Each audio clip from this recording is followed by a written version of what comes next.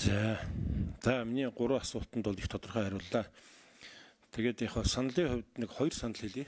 Нэгдүгээрт нь яг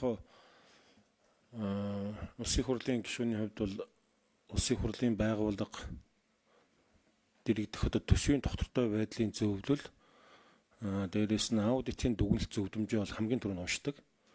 Бидний одоо хамгийн түрүүнд уншиж байх ёстой ч 2 байгууллагын танай байгууллагын дүгнэлт зөвлөмж төсвийн доктортой байдлын бас дүгнэлт байдаг. Зөвлөмж бас байдаг. Тэгэхээр яг түрүүнд бас манай заяа бол гişүү хэлж байгаа харагдсан.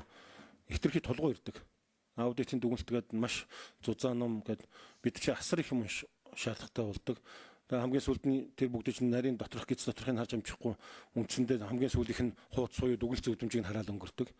Тийм учраас эртхэн шиг ирүүлж төсвийнхөө байнгын хороотой сайн хамтарч ажиллаж явцын дундх мэдээллийг сайн солилцож байгаарай гэж нэгдүгээр төсөө. За хоёр дахь нь энийг нийтлэг одоо ямар ч үстэй нийслэлээс орж ирж байгаа зарим яамдаас орж ирж байгаа ингээ орж ирж байгаа тэр тэзүү янз бүрийн хятад хэл дээр би одоо бүр нэртэй усны хэлж чадна л да. Тэгээ одоо би сүүлдээ юу бодож байна вэ гэхээр энэ томоохон манай улс одоо эсвэл мега төсөл хэрэгжүүлэх туршлагагүй байдаг юм уу? Эсвэл урдаас тэр бүх төслийн тэзүүг нь хийж өгөөд та нар энийг хийчихээ. Тэгээд одоо төсөв мөсөө батлавчхаа. Одоо хардаж штэ сүлд одоо бүх юм нь одоо урдаас захиалаад ингээд бүх юм ч явах та ер нь тодорхой төслүүдээр тэгээ нэг иймэрхүү юмнууд их анзаардаг. Тэн дээр та нар одоо хяналтаа тавих асуудал дээрээс анхаараарай. Одоо зүгээр нэг жишээ хэлэхэд одоо нийслэл дээр биш үү?